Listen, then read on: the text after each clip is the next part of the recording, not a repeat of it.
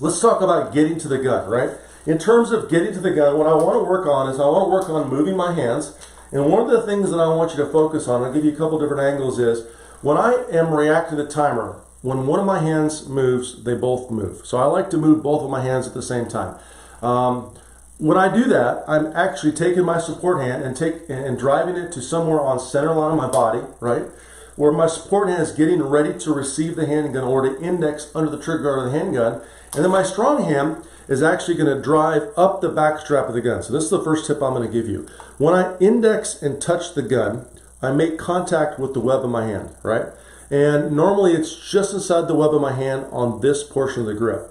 But if you watch what happens with my hand, I'm actually indexing from behind the gun slightly.